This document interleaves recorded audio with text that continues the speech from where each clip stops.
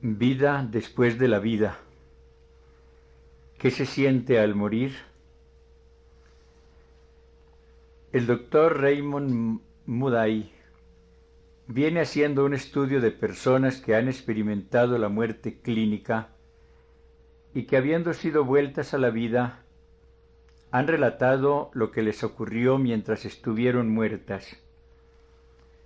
Sus experiencias, narradas aquí con objetividad científica, son nada menos que fantásticas.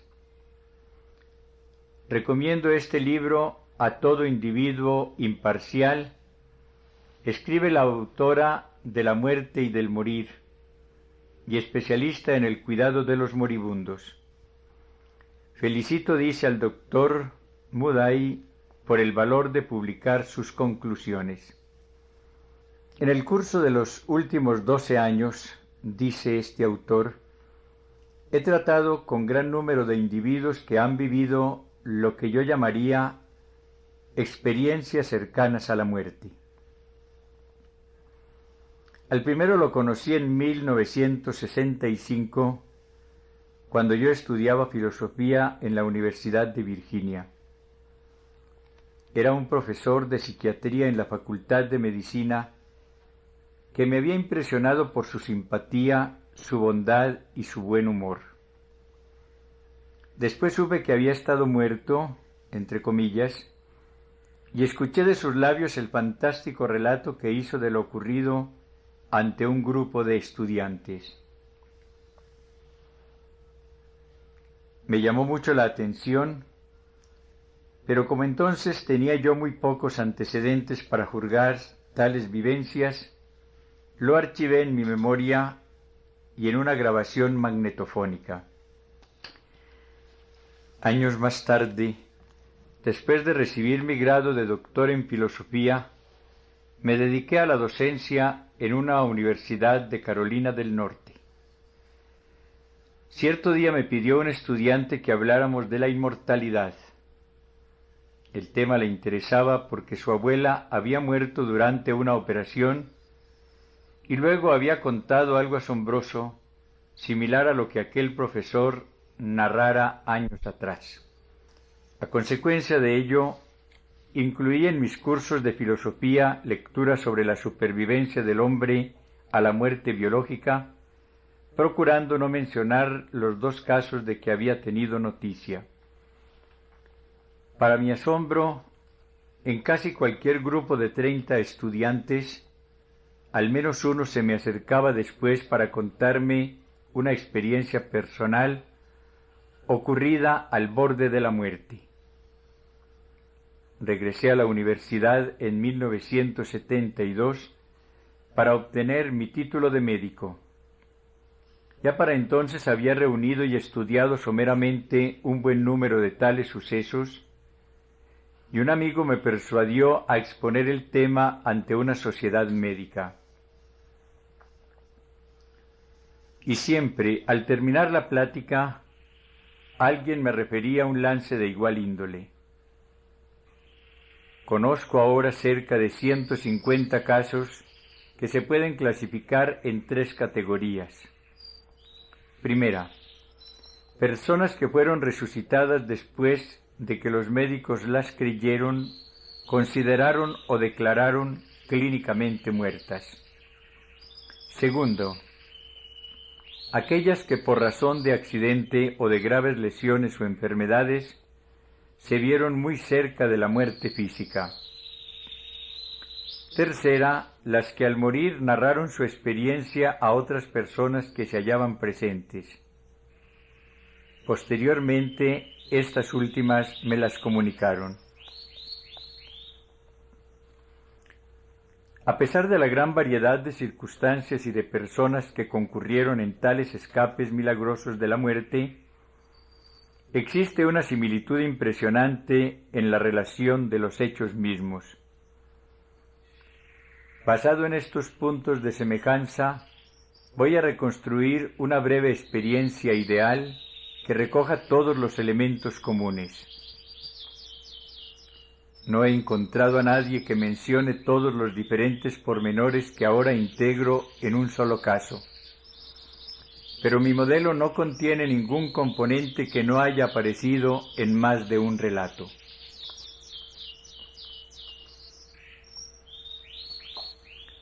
Un hombre agoniza.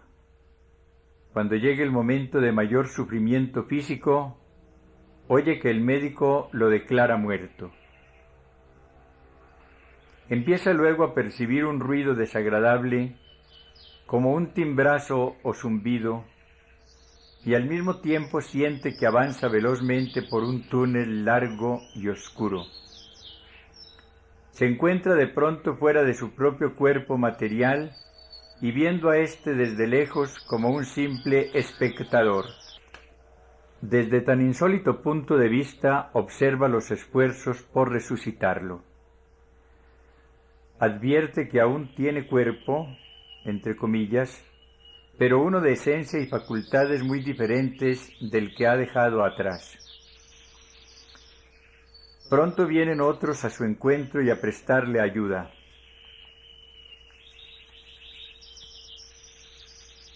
Reconoce el espíritu de parientes y amigos ya fallecidos. Se le aparece un alma amorosa y efusiva, un ser de luz. Este le pide, aunque no verbalmente, que evalúe su vida y le ayuda reconstruyéndole por un instante los acontecimientos más significativos de su existencia. En algún momento se acerca a una especie de barrera que al parecer representa el límite entre la vida terrenal y la otra. Sin embargo, comprende que debe regresar a la tierra, que todavía no le ha llegado la hora de morir definitivamente. Se resiste, pues está prendado de sus experiencias en el otro mundo y no quiere regresar. Rebosa de felicidad, de amor y de paz. Pero a pesar de su actitud, vuelve en alguna forma a unirse a su cuerpo material y recobra la vida. Trata después de explicar a los demás lo ocurrido, pero le cuesta trabajo. No encuentra palabras para describirlo. Quienes lo escuchan hacen burla de él, así que resuelve callar. Sin embargo, la experiencia lo afecta de manera profunda. Sensaciones extrañas. Muchas personas informan de extrañas sensaciones auditivas, a veces sumamente desagradables, en el momento de la muerte o cerca de él. Cierto individuo que falleció durante 20 minutos en el curso de una operación abdominal escuchó un zumbido muy molesto dentro de la cabeza. Me incomodó muchísimo. Una mujer cuenta que al perder el conocimiento oyó un fuerte campanilleo, algo así como un zumbido. En otros casos las impresiones parecen tomar una forma musical más placentera. Por ejemplo, un hombre a quien se revivió después de haber sido declarado muerto al llegar al hospital, cuenta que oyó un lejano tintineo de campanitas. Juntamente con el ruido, las personas a menudo se sienten arrastradas a toda velocidad por un espacio oscuro. Me lo han descrito como una caverna, un pozo, un hueco, un encierro, un túnel, una alcantarilla o un valle. Pero comprendo claramente que todos trataban de expresar la misma idea. Un sujeto que estuvo a punto de morir hizo un paralelo inspirado en su formación religiosa. De pronto me encontré en un valle oscuro y profundo. Algo así como un sendero, casi un camino lo cruzaba. Yo seguía ese sendero. Luego, cuando me recuperé, me vino la idea. Bien, ya sé qué quiere decir la Biblia cuando habla de pasar por un valle tenebroso y de sombras.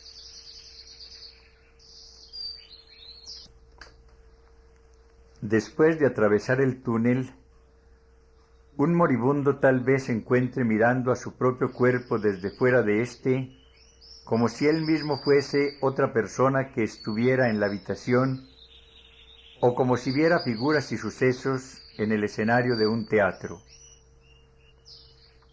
Una mujer relata: hace más o menos un año me hospitalizaron por un ataque cardíaco y a la mañana siguiente me dio un terrible dolor en el pecho. Como estaba muy incómoda boca arriba, me volví y al hacerlo dejé de respirar y mi corazón cesó de latir. Sentía que abandonaba mi cuerpo y que me deslizaba entre el colchón y la barandilla lateral de la cama, igual que si la atravesara hasta llegar al piso. Enseguida empecé a elevarme poco a poco. Pasé flotando junto a la lámpara, la vi de lado y muy claramente, y luego me detuve debajo del techo y miré hacia abajo. Me sentí casi como un pedazo de papel que alguien hubiera hecho ascender a soplos. Y desde allí observé que trataban de revivirme. Mi cuerpo yacía sobre la cama y todos lo rodeaban. Oí que una enfermera dijo: ya sucumbió. Otra se inclinó para practicarme la respiración de boca a boca. Mientras lo hacía, yo le veía la nuca. En ese momento acercaron una máquina para aplicarme descargas eléctricas al pecho. No bien lo hicieron, mi cadáver saltó y entonces oí tronar todos mis huesos. Fue la cosa más horrible.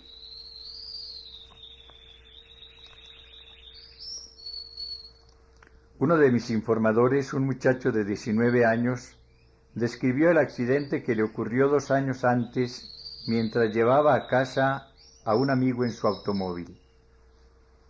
Frené y miré a uno y otro lado. Como no vi nada, arranqué. De súbito mi amigo gritó. Los faros de un automóvil se nos echaron encima a gran velocidad. Oí un ruido espantoso cuando se aplastó un lado del coche y por un instante me pareció que atravesaba una oscuridad, un espacio cerrado. Fue muy rápido.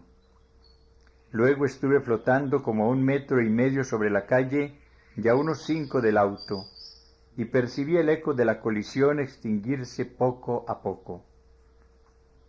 Vi a la gente congregarse en torno al automóvil y a mi amigo salir del vehículo en estado de choque. Mi propio cuerpo yacía entre la chatarra, en medio de todo ese gentío que trataba de sacarlo. Mis piernas aparecían retorcidas y por todas partes había sangre. No es difícil imaginar que por la mente de los que viven semejante trance pasan pensamientos y sensaciones sin paralelo. A muchos les resulta tan inconcebible el estar fuera de su propio cuerpo que durante algún tiempo no lo relacionan con la muerte. No saben lo que les ocurre. ¿Por qué se ven de pronto a sí mismos desde cierta distancia como si fuesen espectadores? Varían muchas las reacciones emocionales a tan extraño estado. Las más de las personas sintieron al principio un deseo desesperado de reintroducirse en su cuerpo, pero no tenían idea de cómo proceder. Otras tuvieron miedo, casi pánico. Cuerpo espiritual. Salvo unas cuantas excepciones, la inmensa mayoría de las personas informan que se encontraron en otro cuerpo al verse liberados del físico. No obstante, este nuevo cuerpo es uno de los 2 o 3 aspectos en los que el lenguaje resulta inadecuado. Casi todos los que me hablaron del asunto terminaron por frustrarse. No lo puedo describir, dijeron. A pesar de ello, las distintas definiciones muestran gran semejanza entre sí. Por tanto, para aplicarle un término que resuma sus propiedades y que ya han usado 2 o 3 sujetos, lo llamaré cuerpo espiritual. Lo más probable es que el moribundo advierta su nuevo cuerpo al percibir sus limitaciones. Por más que se esfuerce en comunicar a los demás su situación, nadie lo oye. También es invisible para ellos y carece de solidez. La gente acudía de todas partes al lugar del accidente, pero no me veía, dice otro testigo. Seguí andando con la mirada fija hacia adelante. Cuando alguien se acercaba mucho, yo trataba de apartarme de su camino, pero pasaba a través de mí. Una vez que se aprende, la locomoción en este estado parece ser facilísima, rápida, casi instantánea. Los objetos materiales no constituyen ningún obstáculo. Sin embargo, todos los que lo han experimentado coinciden en afirmar que el cuerpo espiritual es algo, aun cuando no consigan explicarlo. Entre las palabras y frases empleadas se incluyen niebla, nube, vapor, patrón de energía. Hay también acuerdo en que tiene forma y hasta partes análogas a los brazos, las piernas y la cabeza. Oír en el estado espiritual solo puede llamarse así por afinidad. Los más aseguran que no oyen realmente las voces y los sonidos. Más bien captan los pensamientos. Una mujer relata: veía a todas las personas y entendía lo que decían. No las oía como lo estoy oyendo a usted. Era como si supiera lo que estaban pensando, pero solo en mi interior, no por su vocabulario real. Lo captaba un segundo antes de que hablaran. No extraña que tras un tiempo asalte al individuo una profunda sensación de aislamiento y soledad. Un hombre explica que podía ver a todos los que lo rodeaban en el hospital, pero no lograba comunicarse con ellos. Me sentí desesperadamente solo.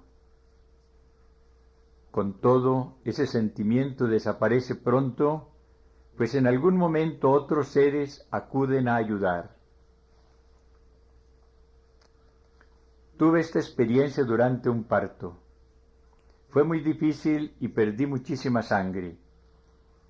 El médico me desahució y avisó a mis parientes que yo agonizaba. Pero me mantuve atenta durante todo el episodio, y aún en el momento en que le oí decir esto, sentí que recobraba la conciencia.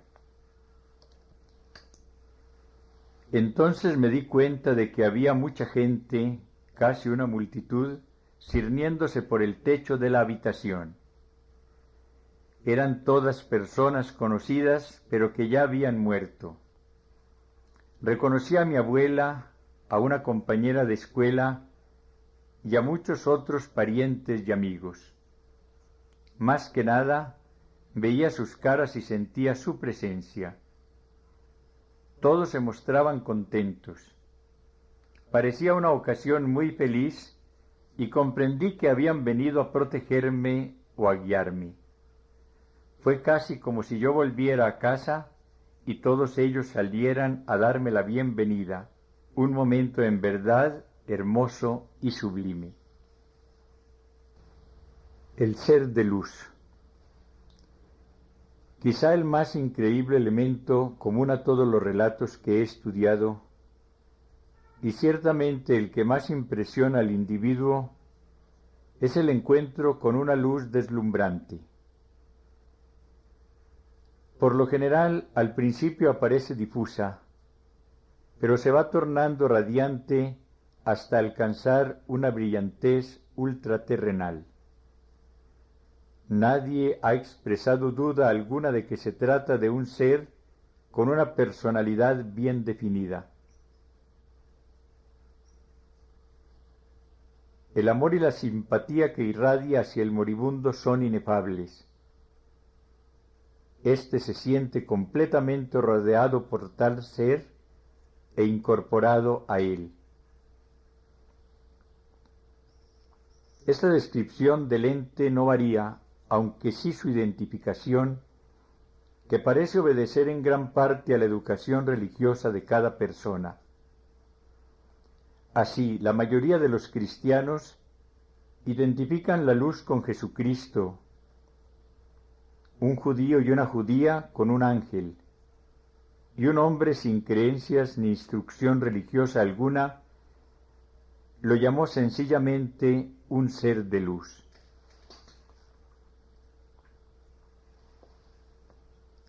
Poco después de su aparición, aquel ser empieza a dialogar con la persona.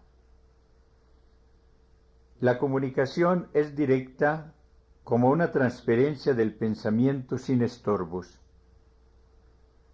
De ordinario, los individuos con quienes he hablado tratan de expresar dicho pensamiento en forma de pregunta.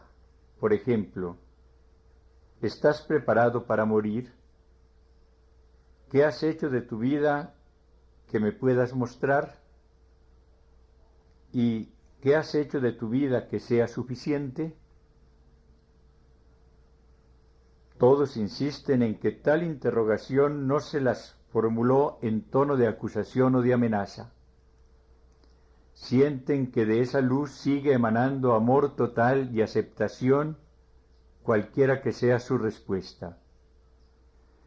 Parece más bien que va encaminada a hacerlos reflexionar sobre su existencia y ayudarlos a tomar el camino de la verdad.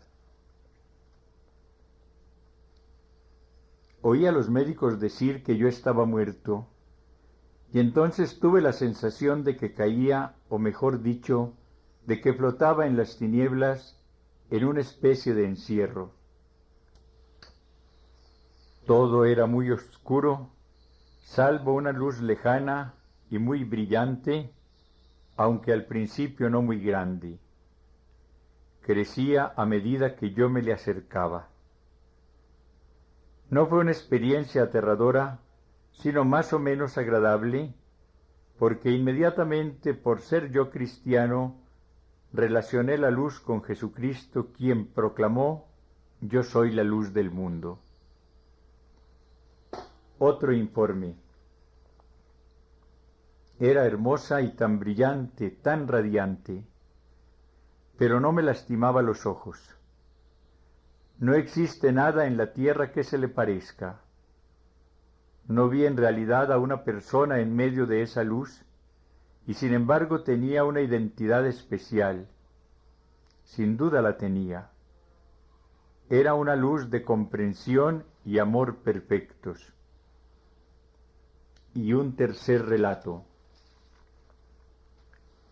Al principio, cuando llegué, no sabía a ciencia cierta qué ocurría.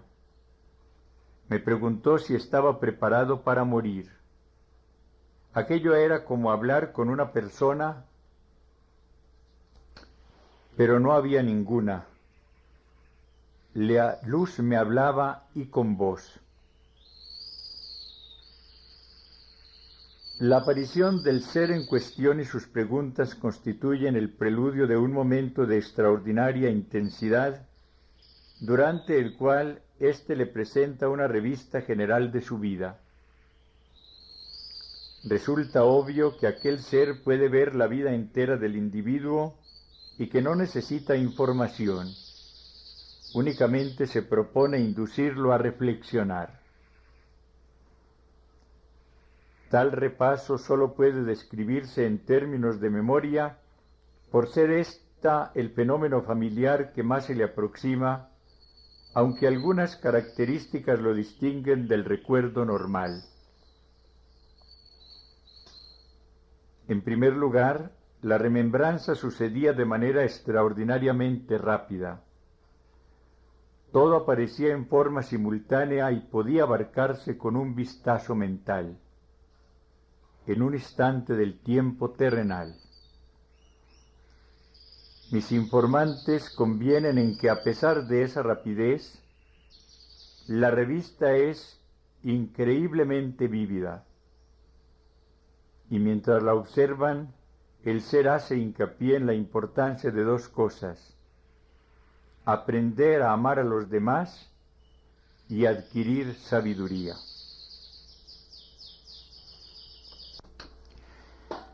Experiencia de aprendizaje. Como es obvio, todos los individuos con quienes he hablado tuvieron que regresar de su vivencia en algún momento. Por lo general, para entonces se había operado en ellos un cambio interesante en su actitud. Recuérdese que los sentimientos más comunes que dicen haber experimentado en los primeros momentos son un deseo desesperado de volver al cuerpo material y un intenso pesar por haber muerto. Así y todo, una vez alcanzada cierta profundidad en su aventura, ya no desean retornar a la vida. Este es en especial el caso de quienes han visto al ser de luz. Un individuo enfatizó: nunca hubiera querido alejarme de su presencia. Por lo que respecta a la manera de regresar, muchas personas recuerdan haber sido llevadas de vuelta rápidamente a lo largo del túnel oscuro, pero pocas notaron el reingreso mismo en su cuerpo. Las más informan que sólo sintieron haberse quedado dormidas o haber perdido el conocimiento para luego despertar a la vida. Quien ha pasado por un acontecimiento de esta especie no abriga duda alguna en cuanto a su realidad e importancia. Las entrevistas que he celebrado abundan en afirmaciones en este sentido. Por ejemplo, en nada se pareció a una alucinación. Yo tuve visiones cierta vez que me administraron codeína en el hospital, mucho antes del accidente que casi acaba conmigo.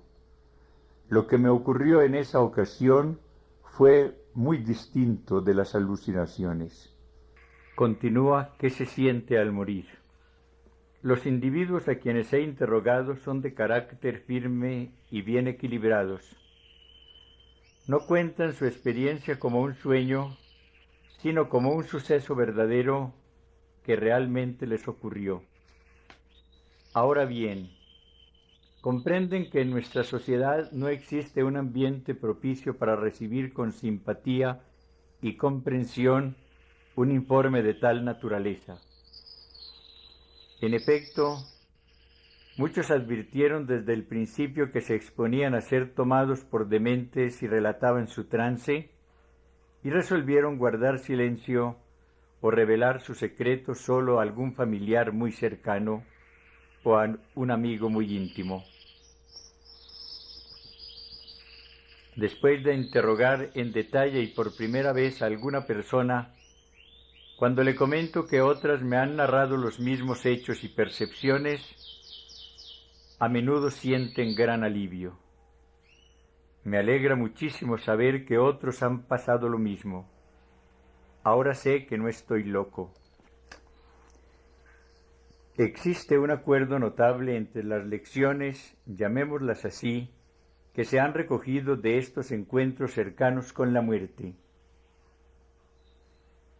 Casi todos subrayan la importancia de cultivar en esta vida el amor por los demás, un afecto singular y profundo.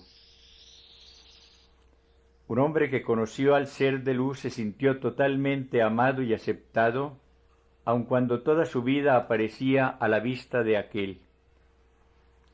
Le pareció que le preguntaba si era capaz de querer al prójimo en la misma forma.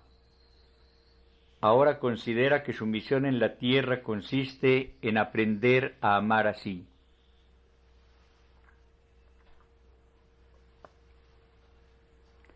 Además, muchos enfatizan la necesidad de adquirir conocimientos. Durante su vivencia se les insinuó que la instrucción continúa en el más allá. Cierta señora ha aprovechado todas las oportunidades educativas que se le han presentado desde entonces. Un señor aconseja: cualquiera que sea nuestra edad, no dejemos de aprender, porque este proceso, según entiendo, dura toda la eternidad.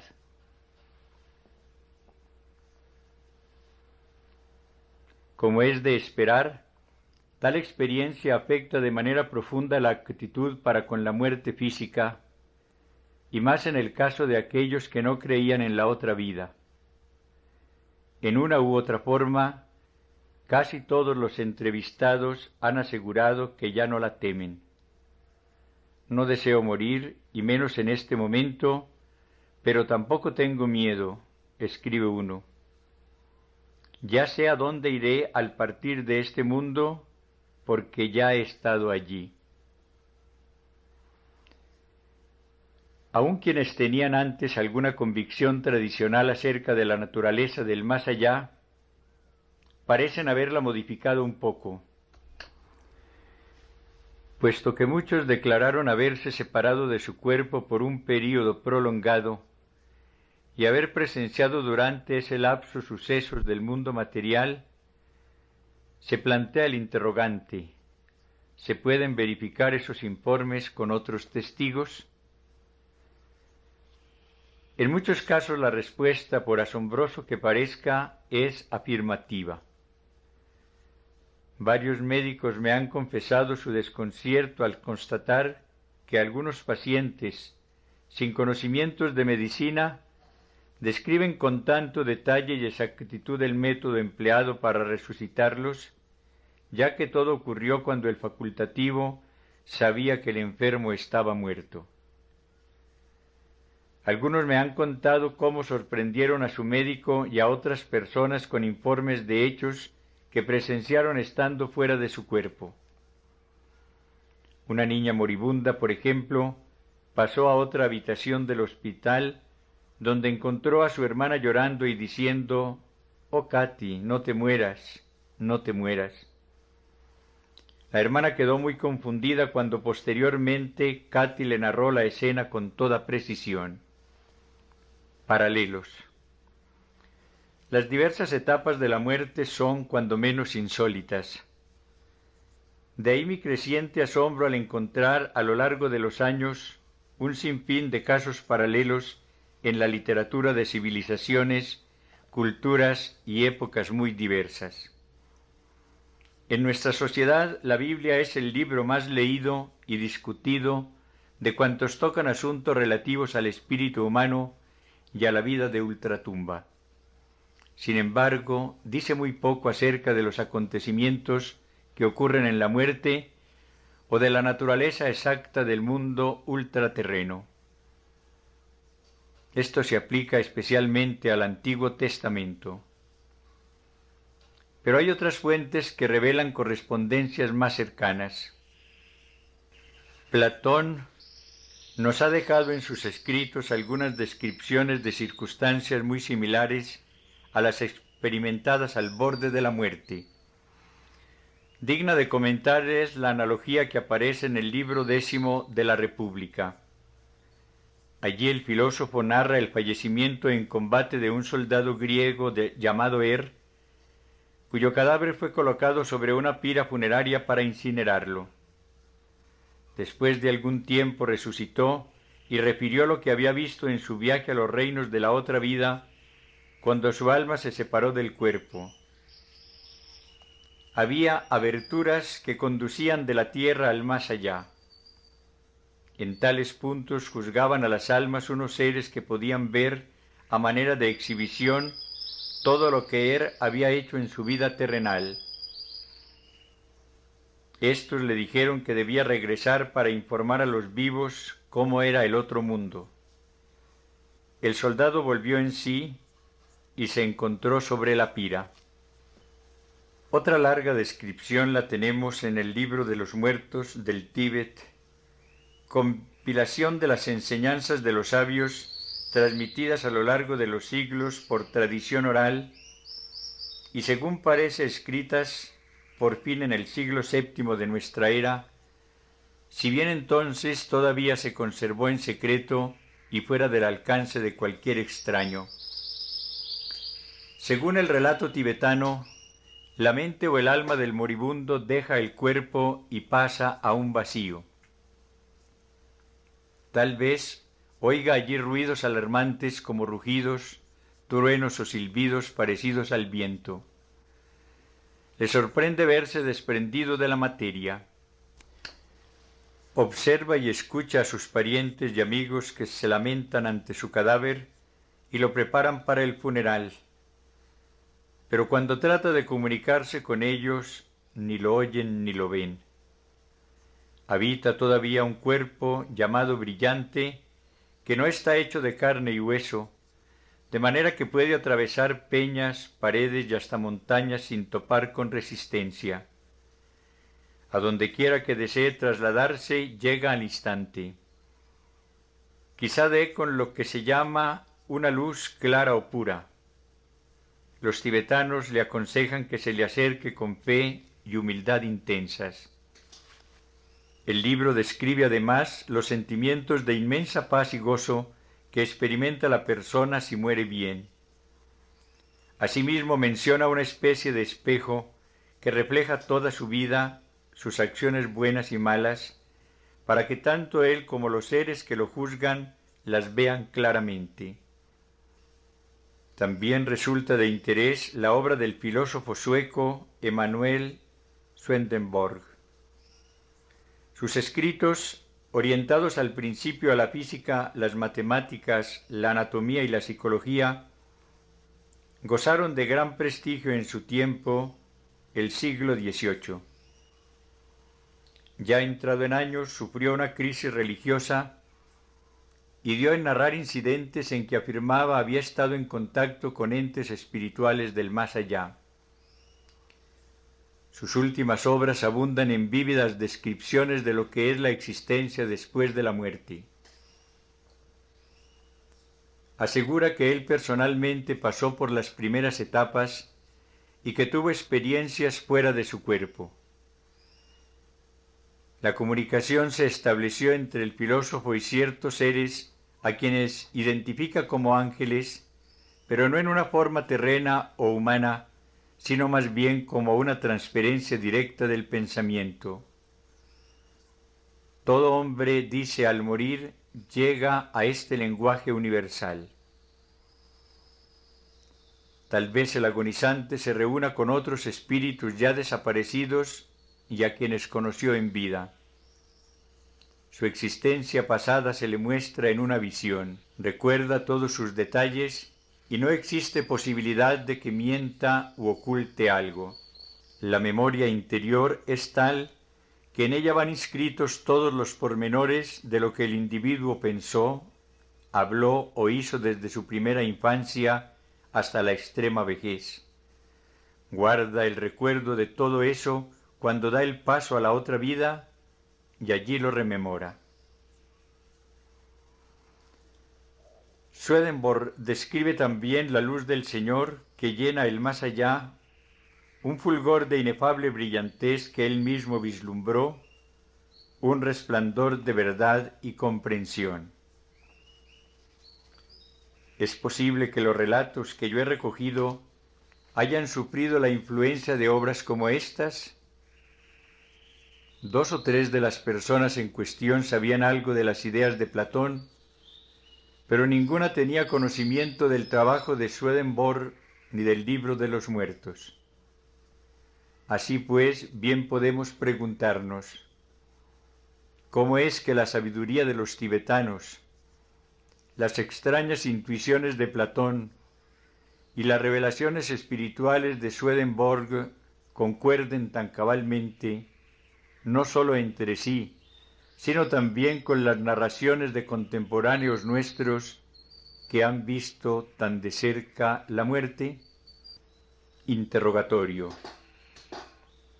En los años en que he venido dando conferencias sobre el tema la gente me ha planteado bastantes dudas. Por lo normal se repiten las mismas una y otra vez. He aquí mis respuestas. Pregunta: ¿no ha inventado usted todo esto? Respuesta: no. Tengo el mayor interés en seguir mi carrera como profesor de psiquiatría y de filosofía de la medicina, y el pretender engañar al público en modo alguno conduciría a esta meta. Pregunta: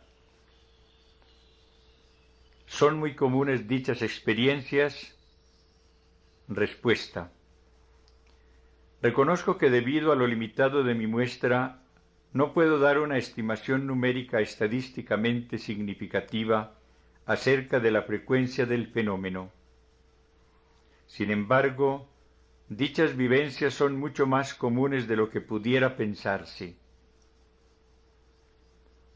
Hablar de la vida después de la muerte tal vez parezca un atavismo a muchos que la consideran una idea más bien propia de nuestro pasado supersticioso que de nuestro presente científico.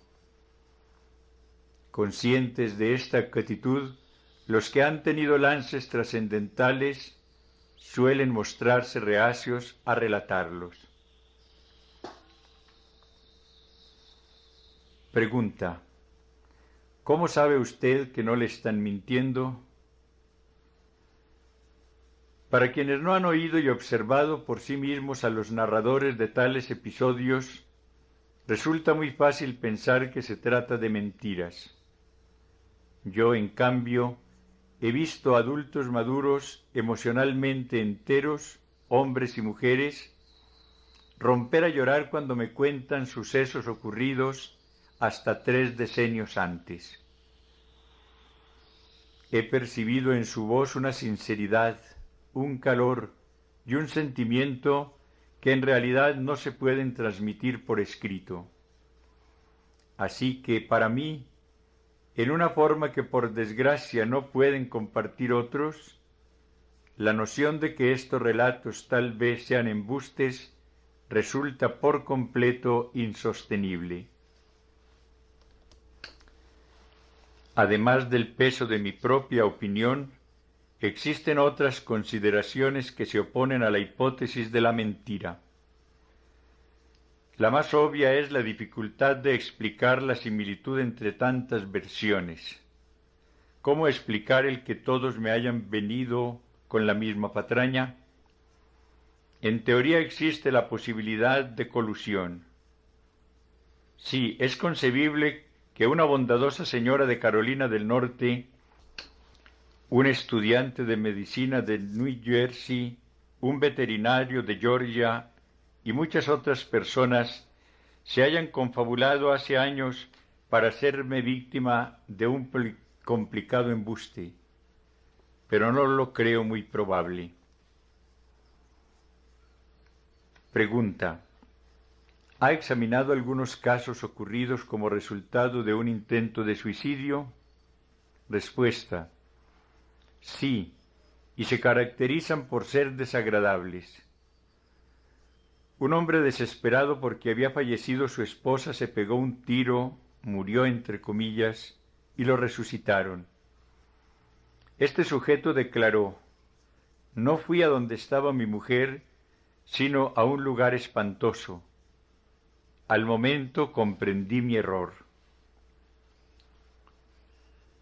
Otros que han pisado esta especie de limbo dicen haber tenido la impresión de que se trataba de un castigo por quebrantar las reglas al tratar de liberarse prematuramente de lo que era en realidad su misión, cumplir determinado propósito en la vida. Sentimientos como estos, que he escuchado en muchas ocasiones, corresponden al más antiguo argumento teológico y moral contra el suicidio, argumento que aparece en los escritos de pensadores tan diversos como Santo Tomás de Aquino, Locke y Emmanuel Kant. Según Kant, el suicida obra en oposición a los propósitos de Dios y al pasar al otro mundo se le ve como a un rebelde contra su Creador.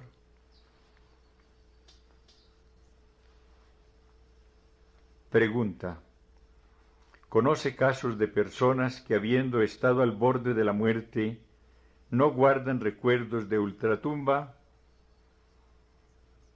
He hablado con algunas que dicen no recordar nada en absoluto en cuanto a su fallecimiento. He tratado también, y esto es muy interesante, con varios individuos que fueron declarados clínicamente muertos en 2 ocasiones distintas y con algunos años de diferencia, y que aseguran no haber pasado por ninguna experiencia en una de estas ocasiones, y sí haberlas tenido y en forma muy sensible en la otra. Pregunta. ¿Murieron realmente las personas que usted ha entrevistado? Respuesta. Una de las principales razones de que esta pregunta sea tan confusa y tan difícil de contestar es que en parte se trata de una cuestión semántica relativa a lo que se entienda por la palabra morir. Yo solo afirmo esto. Cualquiera que sea el punto donde ocurre la muerte irreparable, las personas con quienes he conversado lo han visto mucho más cerca que la inmensa mayoría de sus congéneres. Por esta sola razón, estoy siempre dispuesto a escuchar lo que tengan que decir. Explicaciones. Algunos sostienen que tales sucesos no son sino sueños en que se realizan ciertos deseos, o bien fantasías o alucinaciones producidas por diferentes factores, drogas administradas en el momento de una crisis, una anoxia cerebral, falta de oxígeno, o cualquier otra clase de fuerte tensión física. Según ellos, se trata de fenómenos puramente ilusorios. Entre otras explicaciones se incluyen desórdenes neurológicos y psicológicos capaces de producir alucinaciones. Considero que contra estas tesis pesan varios factores. Primero, la gran semejanza en contenido y progresión entre los diversos relatos, a pesar de lo referido no coincide con lo que en nuestro medio cultural se supone que ocurre a los muertos. Segundo, las personas con quienes he hablado no padecen de psicosis ni de otros desórdenes. Ocupan empleos y posiciones de importancia y los ejercen con responsabilidad. Sus matrimonios se mantienen estables y sus relaciones familiares y sociales nada tienen de anormal. Casi ninguna ha vivido más de un episodio sobrenatural. Y lo más importante, son individuos capaces de distinguir entre los sueños y las experiencias que tienen al estar despiertos. Casi siempre me aseguran que lo suyo no fue un sueño, sino un hecho definitiva y enfáticamente real. A pesar de todo, he estudiado varios ejemplos de alucinaciones de origen psicológico y neurológico. Si bien algunos aspectos de la cercanía de la muerte se reproducen a veces, ninguno es tan completo, real o emotivo como la misma experiencia de morir. Yo no propongo ninguna nueva explicación de mi propia cosecha.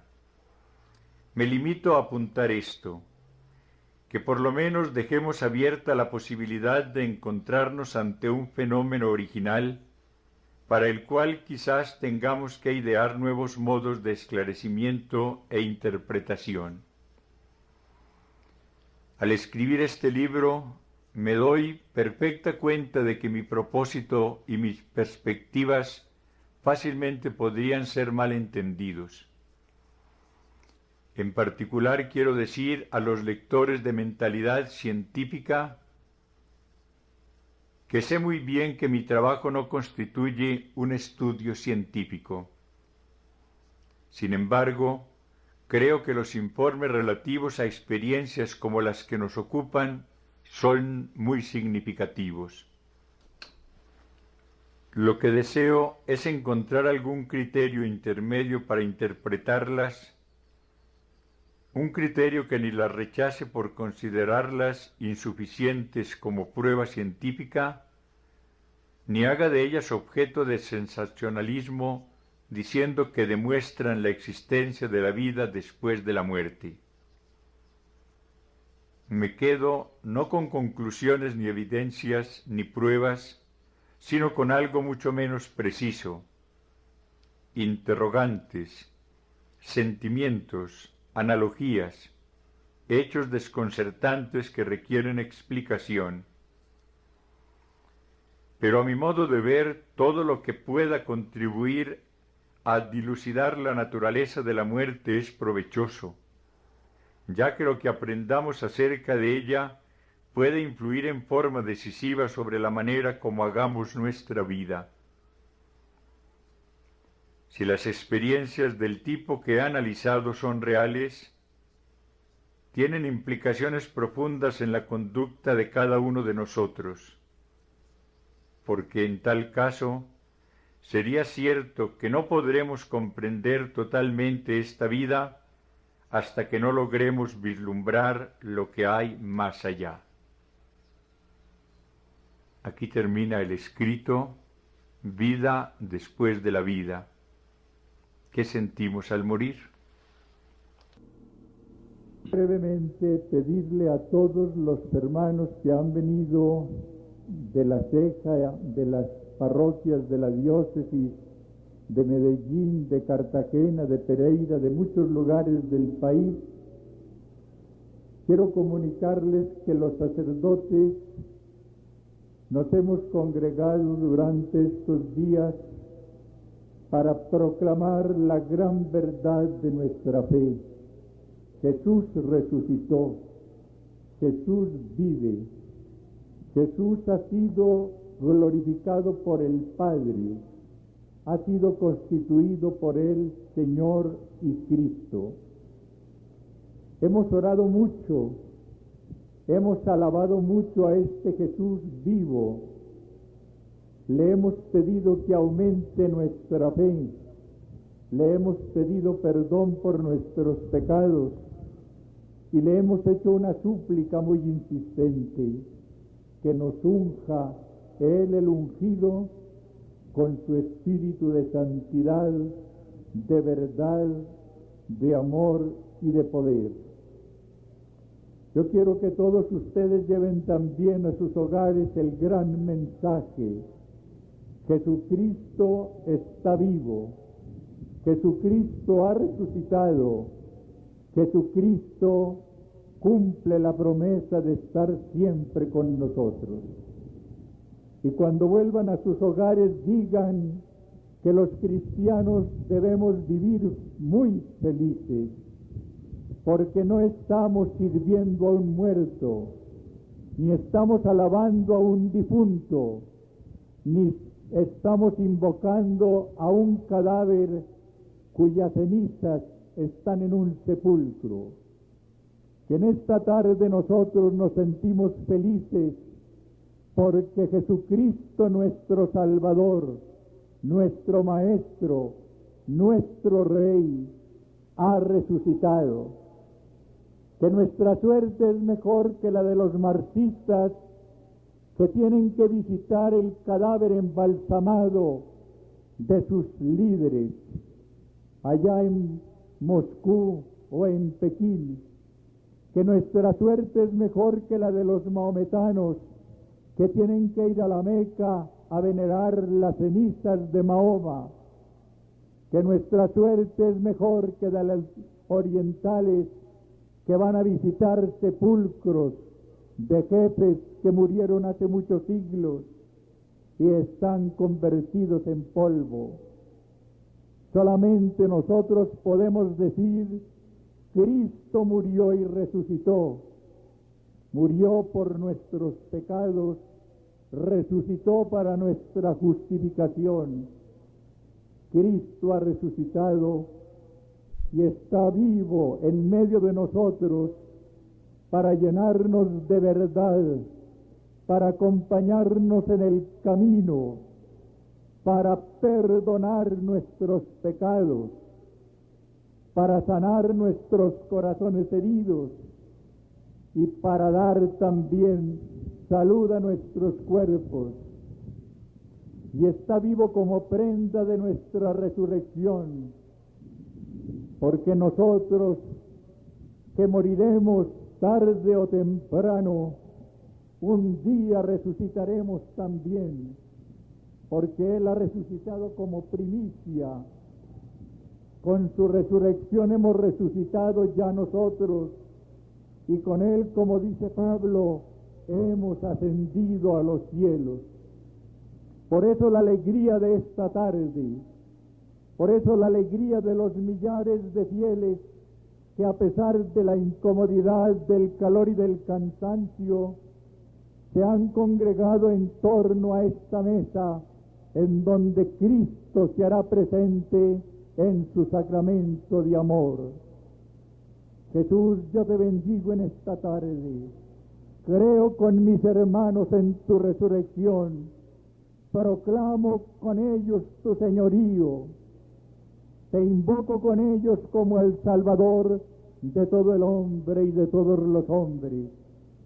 Te proclamo con ellos Maestro, único Maestro, camino, verdad y vida. En esta tarde te amo con mis hermanos, porque tú nos amas con el amor de esposo a la Iglesia. Gracias, Jesús, por la fe. Gracias por todo lo que hiciste por nosotros. Gracias por todo lo que haces por nosotros. Somos cristianos, oh Cristo. Creemos en tu amor. Creemos en tu divinidad y en tu humanidad. Queremos servirte con alegría. Queremos ser siervos buenos y fieles. Queremos con la fuerza de tu Espíritu ser tus testigos en el hogar, en la fábrica, en el colegio, en la universidad, en el café, en la calle, en el camino, en todas partes. Jesús, derrama tu Espíritu sobre nosotros en esta Eucaristía. Úngenos con Él. Obra maravillas de perdón, de sanidad interior y de sanidad física, cuando te lo pidamos después de recibirte en el sacramento. Gracias por tu amor, Señor. Alabemos a Jesús. Gloria a ti, Señor. Alabanzas para ti, Señor. Tuyo es el reino, tuyo el poder y la gloria. Tú vives, tú has resucitado, Jesús. Tú estás aquí. Paséate por esta plaza, Señor, ungiendo con tu Espíritu. Ven, Señor Jesús. Santo eres, Señor. Alabemos sin pena. Gloria a ti, Señor.